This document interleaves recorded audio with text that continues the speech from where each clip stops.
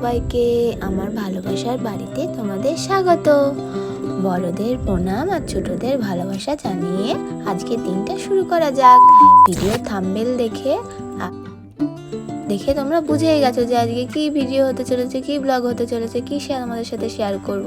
এই যে সকালবেলায় ঘুম থেকে উঠে পড়েছি, আগে স্নানটা সেরে নিয়েছি, তারপর মুখটা এবার একটু স্ক্রাবার দিয়ে পরিষ্কার করে নিচ্ছি। অনেকদিন মুখে স্ক্রাব করা হয় না, সেই কারণে আজকে বাড়িতে সারা দিন প্রচুর কাজ, মানে সকালটা শুরুই হয়েছে একটা হেডেক নিয়ে। হবে তো, সব কমপ্লিট করা হবে তো। ওই যে মা সাইডে কি যেন বলছিল, সেটাই মাকে বলছিলাম, মনে নেই কি বলছিল। তো এই করে নিয়ে এবার যাব মুখটা ধুতে। মুখটা ধুয়ে নিয়ে তোমাদের সাথে আবার দেখা করতে আসছি। যে মুখ ধুয়ে চলে এসেছি, মুখ ধুয়ে চলে আসে, এবার মুখটা একটু মুছমুছু করে নিই। সারা জামা ভিজে গেছে জলে মুখ ধুতে গিয়ে। আমার এইটাই হয়, আগে যদি জামা পরে নিই আমার সব মুখের সাথে সাথে জামাও ভিজে যায়।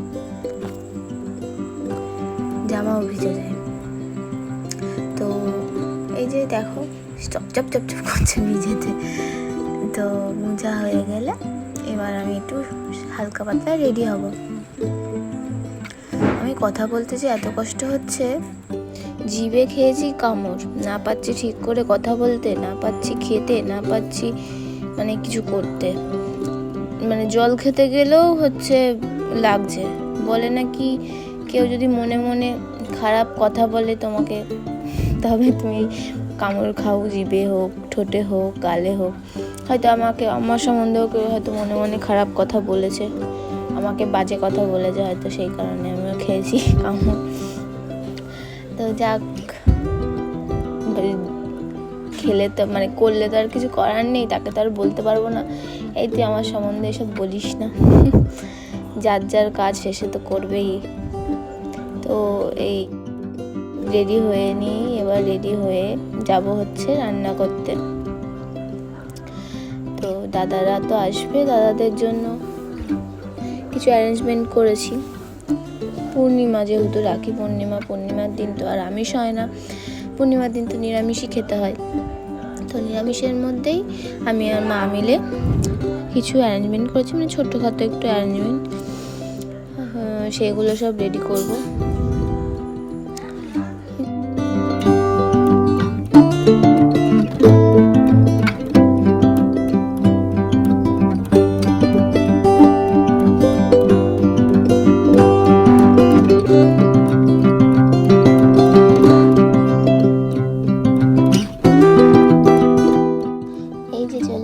রাখি নিয়ে চলে এগুলোকে এবার পেটে সুন্দর করে সাজিয়ে নিই।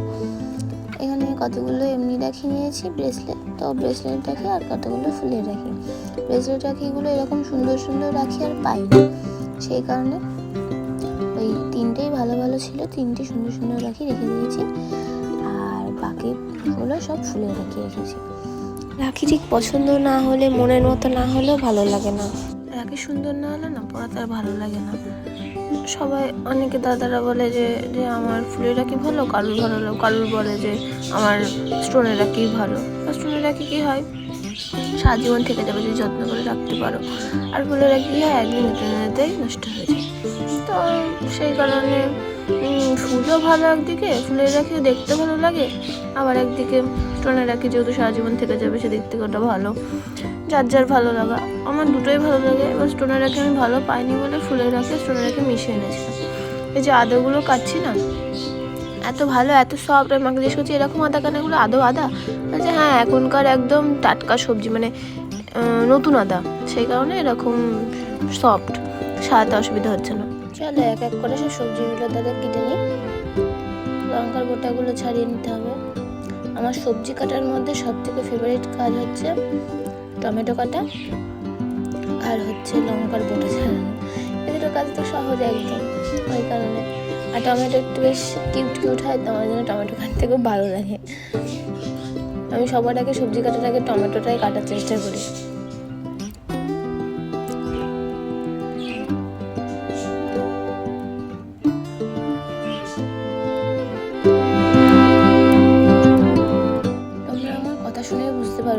চিপে চিপে কথা বলছে আর ঢোক গিলছি খালি।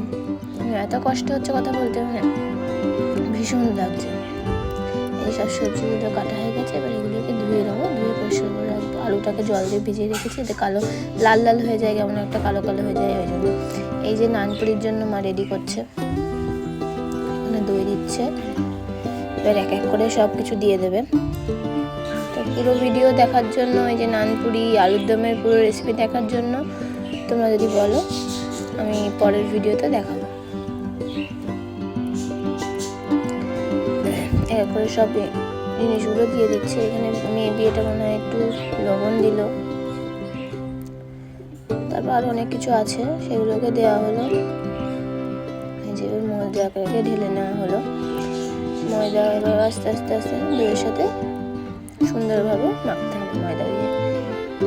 তোমরা পারলে, মানে এখানে তো প্রচুর পরিমাণে ময়দা, প্রায় 1.5 কেজির ওপরে ময়দা ছিল, সেই কারণে 2 প্যাকেট দই দেওয়া হয়েছে আমাদের। তো দই দেওয়ার পরেও মানে এখনও লাগবে, তাই জন্য একটু জল মেশানো হয়েছে, গরম জল। তোমরা যদি পারো তো তোমরা পুরো দই দিয়ে মাখারই চেষ্টা করবে, যদি ময়দা অল্প থাকে তাহলে অনেক বেশি টেস্টি হয়। এবার আলুর দমের জন্য কড়াইয়ে সমস্ত কিছু ফোড়ন না, এটাকে ভাজা মশলা করার জন্য সমস্ত কিছু দেওয়া হয়েছে কড়াইয়ে। শুকনো খোলায় ভেজে নেওয়া হবে, ভেজে নিয়ে এটাকে গ্রাইন্ডে পেস্ট করা হবে, গুঁড়ো করা হবে। মানে কী কী আছে সেটা নয় পরের ভিডিওতেই বলবো, যখন আমি রেসিপিটা দেবো। তো এগুলোকে নাড়াচাড়া করে একটু গরম হয়ে গেলে নামিয়ে নেব। তারপর মিক্সিতে দেবো পেস্ট করার জন্য। গরমটাই তোমরা আবার চালিয়ে দিও না, তাহলে কিন্তু মিক্সি পুড়ে যাবে। এরকম একদিন আমার সাথে হয়েছিল, পাটি উঠে তলায় পুরো পুড়ে গেছিলো, জানো, এত গরম হয়ে গেছিলো। এই যে আলুগুলোকে সুন্দর করে ভেজে নেবো লাল লাল করে।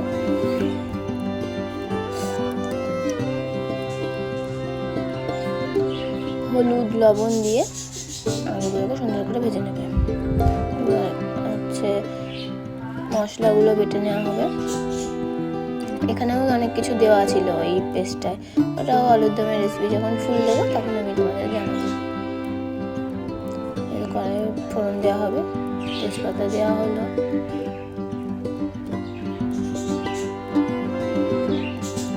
এক এক করে কি কি দিয়ে দেখতে থাকো। হলুদ দেওয়া হলো, এবার দেওয়া হবে কাশ্মীরি রেড চিলি পাউডার। আমরা কাঁচা লঙ্কাই ইউজ করি, শুকনো লঙ্কাগুলো খাই না, শুধু কালারের জন্য Kashmiri red chilli powder use করি। দেখো কাঁচা লঙ্কা বাটা পুরো সবুজ। মশলাটা হালকা হালকা কষানো হয়ে যাওয়ার পর এবার আলুগুলোকে দিয়ে দিয়েছিলাম। মেনলি মাই করছে রান্নাটা, আমি ভিডিওটা করছিলাম। আর এই যে সেই ভাজা মশলাটা, সিক্রেট মশলা, এটার জন্য মেনলি টেস্ট হবে, মানে দারুণ টেস্ট হয়েছিল। কিন্তু ঝালটা একটু বেশি হয়ে গেছিলো, কারোর মুখে ঝাল বেশি লেগেছে, কারোর মুখে ঝাল ঠিকঠাক ছিল, একটু বেশি ছিল ঝালটা, মানে আমি বুঝতে পারিনি আসলে। মায়ের সাথে গল্প করতে করতে অন্য লঙ্কা দিয়ে দিয়েছিলাম।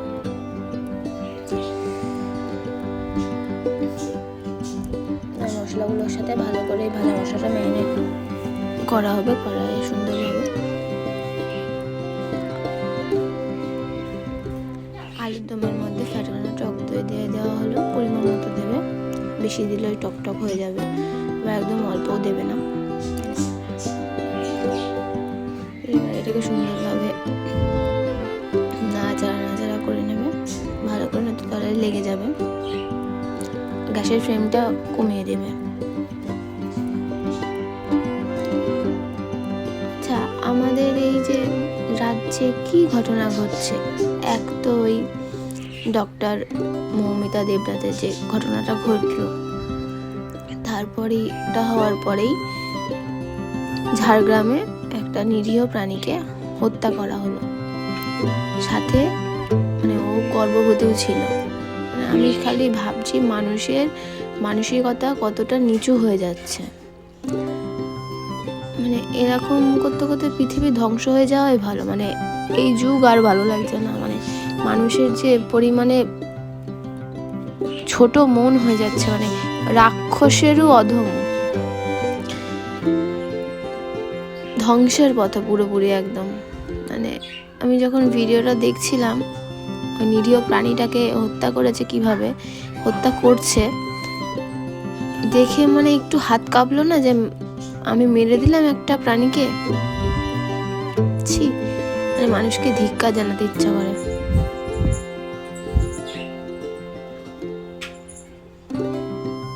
প্রাণীটাকে যেভাবে হত্যা করা হয়েছে, এ মানে যারা এই প্রাণীটাকে হত্যা করেছে ঠিক যেভাবে করেছে সেভাবেও যদি তাদের সাথে এই জিনিসটা করা হতো, তারা বুঝতো যে একটা প্রাণ নিয়ে নেওয়া কতটা কষ্টের। যাক, ওপরে ভগবান আছে, ভগবান ঠিক বিচার করবে, এক না একদিন করবেই। কারণ যারা দোষী পাপী তারা ঠিক তাদের পাপের ফল তারা একদিন না একদিন পেয়ে যায়। এই যে এটা, চলো এই যে আমার দাদারাও আসতে শুরু করে দিয়েছে। এই যে প্লেটটা সুন্দরভাবে সাজিয়ে নিয়েছি। এবার এই যে মা কড়াইয়ে ভাজাভাজি শুরু করে দিয়েছে, নয়তো ঠান্ডা হয়ে যাবে আগে ভাজলে। ওই কারণে দাদারা যখন আসছিল তখনই মা ভাজছিল নানপুরি। বেলছে, আমিও ভালোই গোল করতে পারি, মায়ের থেকে শিখেছি, আগে পারতাম না, এখন বেশ ভালোই সুন্দর করে গোল করতে পারি। চলো ভেজে নিই, ভেজে নিয়ে তারপর এক এক করে সবাইকে রাখি পরাবো।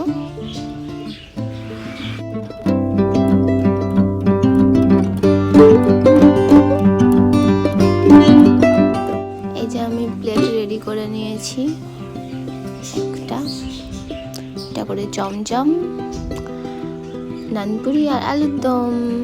এই যে দেখো, এই যে কেকটা আমি অর্ডার করেছিলাম রাখি স্পেশাল, সবাইকে দিয়ে কাটাবো ভেবেছিলাম কিন্তু সবাইকে দিয়ে কাটানো হয়নি।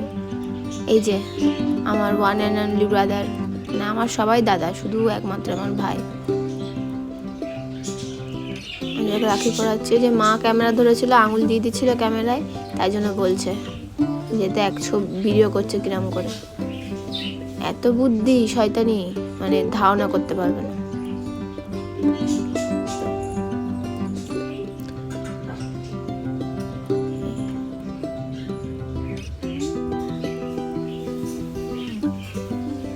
সবার প্রথম ওকেই পড়ালাম, তারপর বাকিদের পড়ানো শুরু করব।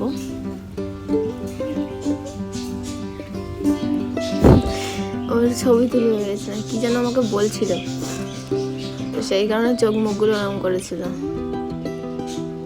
এই যে তারপর হচ্ছে আমার এই দাদাকে আমি পড়াতে এসেছিলাম দাদার দোকানে।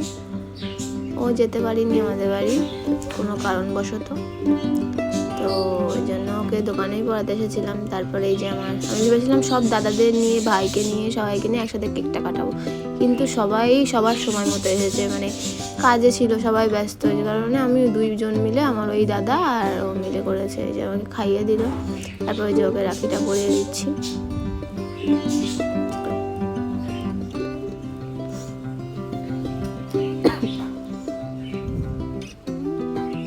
যে এই দাদা আমাদের সাথে একসাথে, আমরা এই বাড়িতে একসাথে থাকতাম আগে, তারপর ওরা চলে যায়, মানে এর সাথে ছোটো থেকে খুনসুটি করেছি। তারপর এই যে সবার বড় আমার বদ্দা, তারপর বদ্দার পরে এই দাদা, তারপর এই যে আমি হাঁপিয়ে গেছিলাম, খুব জল তেষ্টা পেয়েছিল, জল খেয়ে নিলাম। তারপর এই যে আমার এক দাদা, তারপর এটা হচ্ছে আমার দীপায়ন দাদা, এই যে আমাকে চকলেট দিয়েছিল। এই যে মানি, এই যে পুচকুটা এসেছিল, আমার একটা বৌদির মেয়ে, আমার কাছে ড্রয়িংও শেখে। রাখি পরে তোমার কেমন লাগছে? তো ওকে রাখি পরাচ্ছিলাম, খুব খুশি হয়েছিল, আমিও পরেছিলাম, মাও পরিয়েছিল, ভীষণ খুশি হয়েছিল। দিয়ে আমি ওকে জিজ্ঞাসা করছিলাম যে ভিডিও কেমন লাগছে, তখন বলছে তুই ভিডিও করছিস? বলছি হ্যাঁ। এই যে মা রাতের বেলায় জেঠিমা আসবে বলে ময়দা মাখতে দিয়েছিল, তো সেই কারণে এই যে ময়দা মেখে ময়দার ওপর আমি এখন দেখো কেমন আঁকি বুকি করি, এটা আমার স্বভাব। ময়দা মা আমাকে মাখতে দিলে আমি ময়দার ওপর এরকম আঁকি বুকি করি, চোখ, নাক, মুখ, আরও অনেক রকমের শেপ করেছিলাম। এই একটা শেপই তোমাদের সাথে দেখালাম, তোমরা আর কে কিরকম করো, আমি তো করি। কি সুন্দর না?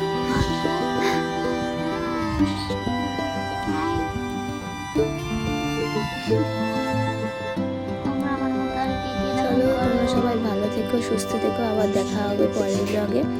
আজকে এই পর্যন্তই থাকলো। আর তোমরা ভালো লাগলে লাইক, কমেন্ট আর সাবস্ক্রাইব করে দিও, পাশে থেকো। আর অনেক ভালোবাসা, টাটা।